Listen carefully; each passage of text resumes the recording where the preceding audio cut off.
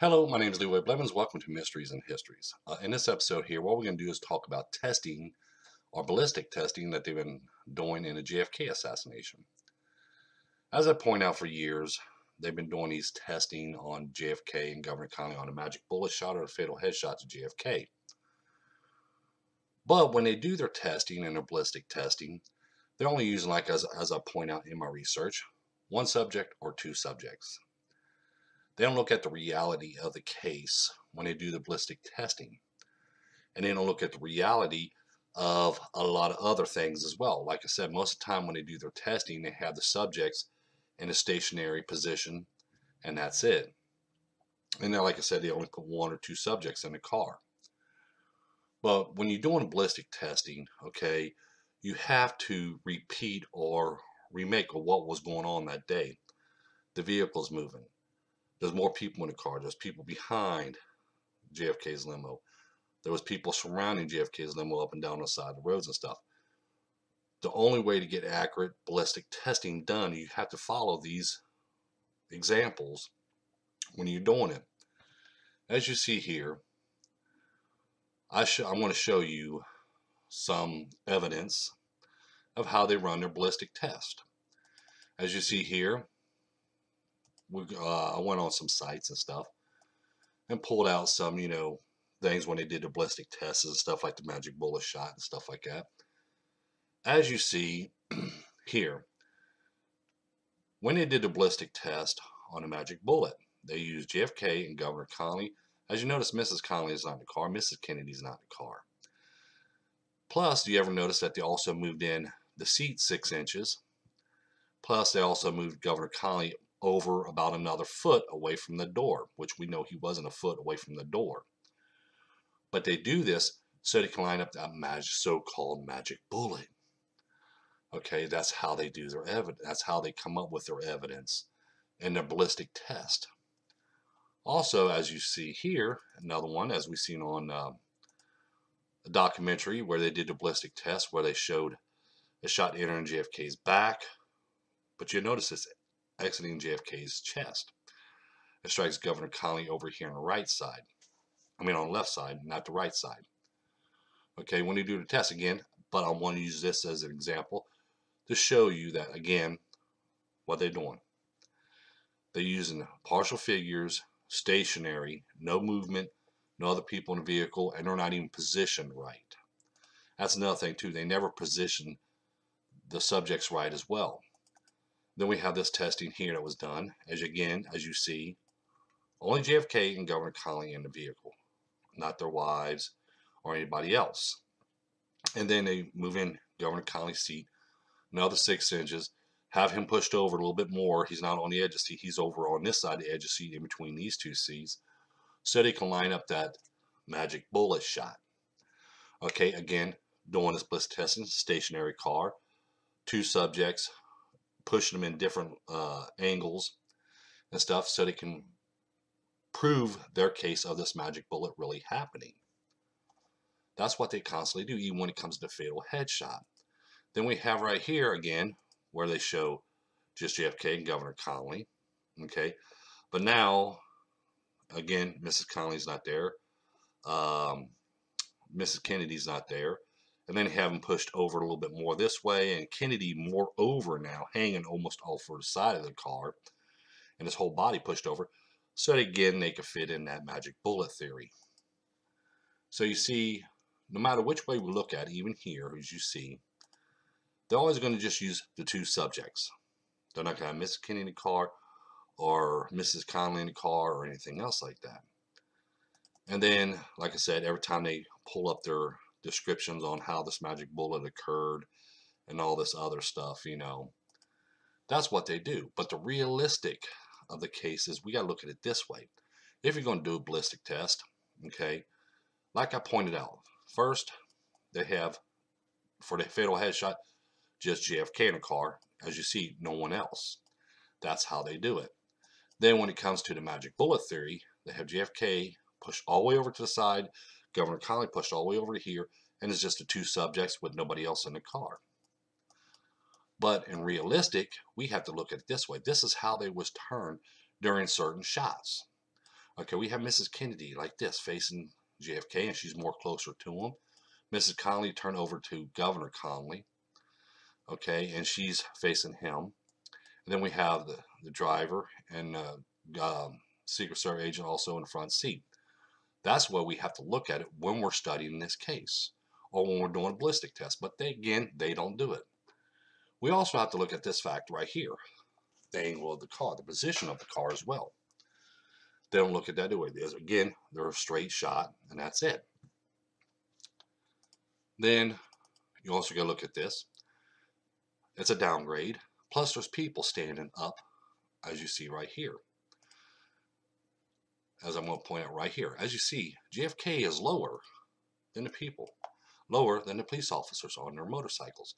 So you have to take all this consideration as well, because of this is the reality part of the case. JFK is sitting down in a vehicle. So if you're going to do ballistic tests, you got to have people around and everything else. It's got to look like this when you're doing a ballistic test. Vehicles up and down this road right here. You got people all around this place here. You got lamppost here, and you know, you got people along here, people along here, people along here and here. You got people running from around here over this way. Okay, you already got people stationary here. You got people stationary here. You got 3 men standing over here. And you got people in this location here coming across the main street here. Okay, we had to take all this consideration when they're doing ballistic test. Plus, we have the follow-up car. Then we have the other car behind it, another car, another car, another car. And then we have a bus. You know, we have to take all this in consideration when we do a ballistic test. But they don't do it. Just like when they do their ballistic test, as I point out, look at here. Okay, they're going to say they're going to take these 3 shots. They'll have the vehicle moving. But you notice they got the driver here and 1 passenger. That's it. Supposedly JFK, which is not even the same length of the car and nothing else. But they just have JFK there and a driver in the car. No follow-up car, because the follow-up car be right here. We got police officers on this side, police officers on this side. People stand along here, people stand along here. So what's this test going to prove? Nothing. Because anything you pull from this testing is going to prove nothing. Same as other people. When I look at their stories, and then every time I see a new ballistic test come out, and I check the dates on them, and I notice that every time that when a testing's done, or ballistic testing's done, the eyewitness accounts, their story starts changing. Let me show you for an example here. Remember, we have, I can't remember his name right now.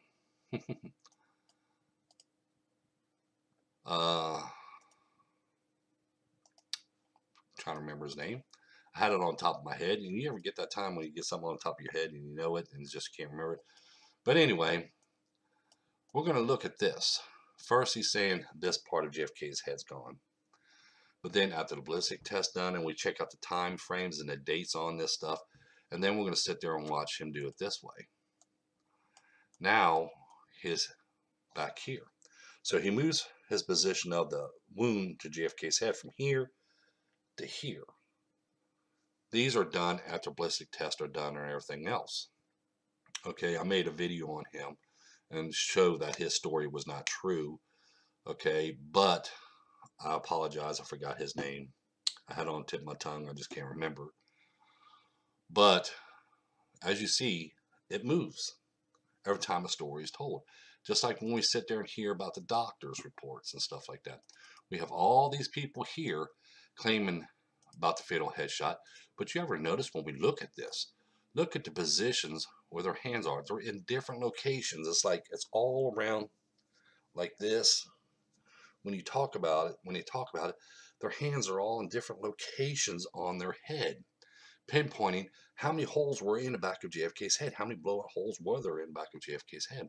Because you got 1, 2, 3, 4, 5, 6, 7, 8, 9, 10, 11, 12, 13, 14 people here, 14 so-called eyewitnesses, claiming the holes here, the holes here, the holes here, the holes here, the holes here, the holes here, the holes over here, the holes over here. Okay, they're claiming in different locations. This is why I don't believe in a lot of stories that's told. Okay, and that's why I don't believe in the ballistic test that's done. As I point out, then look at the reality of the case when they do the ballistic testing, as I point out, about how the people is positioned in the car, wrong positions, different angles of the cars. They don't look at it going downgrade. They have it going on a straight level, going that way, or they have the subject stationary, or just two subjects in the car, one subject in the car.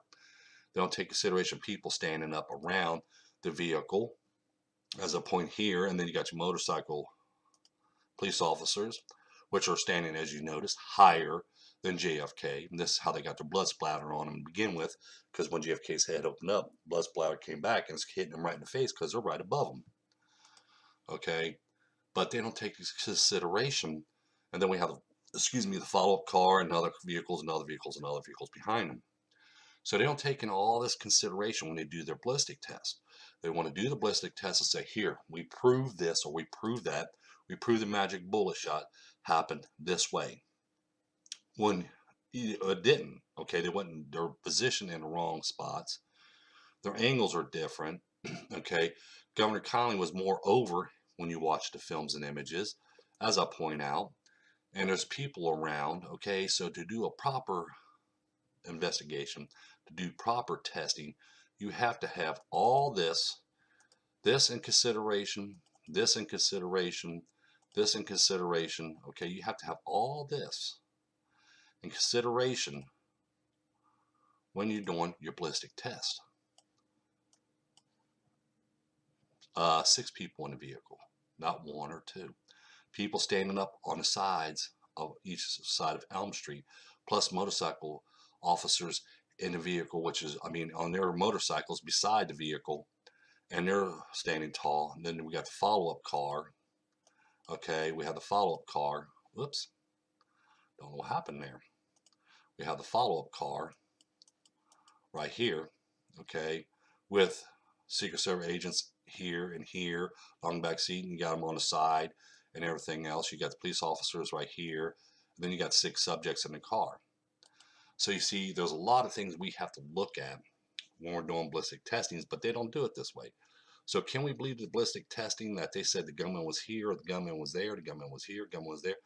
No, we can't, unless they have all these facts. Now, if they put all these facts into their theory and they show us that when you're driving a vehicle along here and the car's moving, different angle, everybody's positioned the way they are, everybody in the car, everybody on both sides in the same locations at that time, motorcycle rider, police officers on their motorcycles in the same location, and the Secret Service follow-up car is in that location stuff. And then they do the test, and remember, we got a downgrade as well. And then when they do the test, let's see if it happens that way now. Remember, everybody's got to be there. So you see, if they did a testing like that and they prove their theory, then I say yes. But until they can do something like that, we have to say no.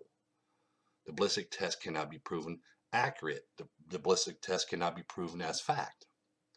Even though they want to push that issue that these ballistic tests are facts, but they're not, as I point out here. And like I said, every time a test has been done, or every time a new story comes out, we'll see the eyewitnesses' stories change right along with it. Okay, Ed Hoffman, that's his name, Ed Hoffman. Okay, Ed Hoffman's story changed. Okay, it's changed. As you see here, his hand's in the position of 2 different locations on his head where he's seen the hole on JFK's head. And remember, when he seen the hole on JFK's head, remember, he was already laying down in the vehicle, which I point out in this thing, you know, in my video on him, on Ed Hoffman. JFK was already laying down, and Mrs. Kennedy already covered over him, so how could he see where the hole was at to begin with? Okay, he's using other people's stories into his story to make it more realistic. Because now, if he says, if you got a, let's say, these doctors, okay, let's pull up these doctors here. You have them saying, this is where the hole is, that's where the hole is, because you notice that they change here too, as you see right here. He says it's right here, one big hole section right here, and then he's claiming it's right up here, and then he's claiming it's like right here, And then you got this one here, says it's right down here. This one here is right up in here. This one here is right back here. Okay, so we got this. So when this starts coming out, that's when the stories start changing. Because they're going to go, he's going to go on what they're saying. So now he's going to move his hand from here to back here. So his story will fit their story. So they can say, oh, well, this has to be true because if Ed Hoffman's story matches what this doctor said over here, but when you look at it and say, well, his hand was here first and all of a sudden went back here, but then how did he see JFK? Because Mrs. Kennedy was already covered over JFK. And then we have Secret Service Hill standing 1 foot in the back seat covering over him as well when they're going up to Parkland Hospital. Okay, so how did Ed Hoffman see the hole in the back of JFK's head or in the side of JFK's head or anywhere in JFK's head? Because his head was completely covered by Mrs. Kennedy. But he claimed it. So the only way he can tell his story and get his name in the history books is this: he's got to read what these people say, and then he's going to come up with his story. Yeah, I was here. I live in Dallas, so you got to believe me. I was here and I was over here when I seen this. I seen it come in right here, and I seen this hole right here. But then later on, when someone starts questioning him and stuff like that, he starts saying, well, you know, he's already read other books or read other people's research on the ballistic tests and this testimony, that testimony. And all of a sudden now it goes from here to here. You see what I'm saying? Because he wants to follow somebody else's story. He wants to put his story in with somebody else's so it'll blend in, so it'll match. So people say, well, Ed Hoffman is telling the truth because this doctor over here said this or this person over here said this.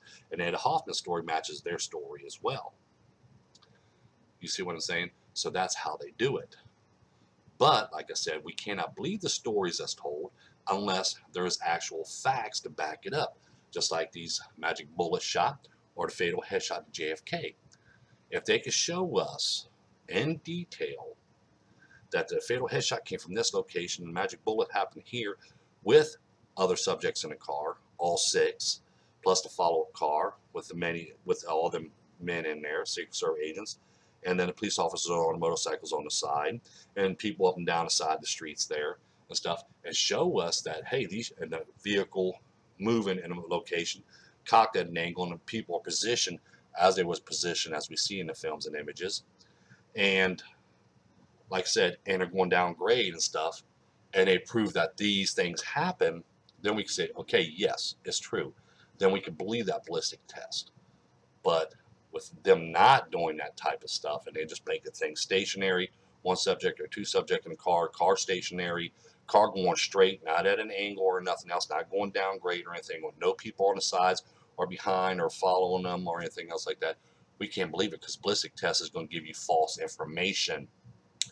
This is the reason why I try to point out to people and talk to people about, but they always want to say, no, we have to believe this, we have to believe that because of these. Because they said so, because they're professionals, they're experts, they're professionals. So we have to believe them. The eyewitness accounts, we have to believe them because their stories are matching. Yeah, it's going to match because they're reading what they're already coming out with. So they're going to make their story more believable by adding more to their story. Do your research. I tell people, do the research. Look at the time frames. Go by the first testimony. Then go by the second testimony. Then the third testimony. And find out what happened in between them times. That's what I did.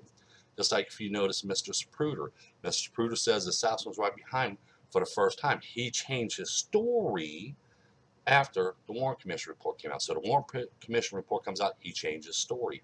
We heard this time and time again by a lot of eyewitnesses. Jean Hill.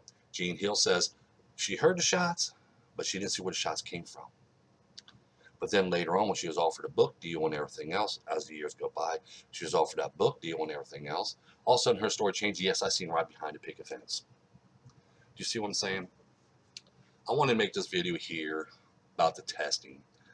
And like I said, in my research, if you don't believe, everybody has their own opinion. You don't believe my research and stuff, that's fine and dandy. I understand that. Okay, but I want to give this information out so people knows this information. Okay, so when they look at this or that, and they can have more insight that these researchers won't give them. They can have more insight on it, saying, well, is it possible that this happened? Remember, we got to look at it, the car stationary though, and it's not a proper angle, not the proper people there, you know, not proper surroundings. It's not going down and downgrade. Okay, they don't have this follow-up car there. They don't have the police officers there. So could this shot be possible? Okay, so the people will know this information, so they can look at it outside that box and everything else, so they have more of an understanding if it could have been done or if it not could have been done. That's why I make my videos. I show people my videos and stuff, and I suggest they share these videos and stuff so other people knows this information as well. Like I said, always in the description down below, you find a book, site where you can own my book, Evidence of Conspiracy, own book you ever need, Assassination of JFK, excuse me. And the only reason why I only push my book, like I said, I've read all the other book stuff, and I got great things to say about them. I have nothing bad to say about them. Okay, they did great research and stuff, but like I said, they basically based all their research on what's told to them. Okay, so I have nothing against them or anything else like that. If you want to buy their books are out there. But I'm only going to push my books because they got already thousands of other people pushing their books, so there ain't no sense in me pushing their books. So like I said, that's the only reason why I say in my videos. In the description down below, you'll find a site where you can order my book, Evidence of Conspiracy. And the only reason why I say it's the only book you ever need is because pure simple fact is because my book is full of photographic evidence and more of an explanation to the JFK assassination than you're going to find anywhere else.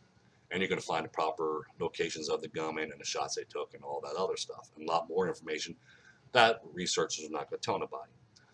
Like I said, don't forget to share this video. Don't forget to hit that like button. Don't forget to subscribe. Don't forget to tell your friends about us. Share this video and my other videos on social medias and stuff. Thank you, and have a pleasant day.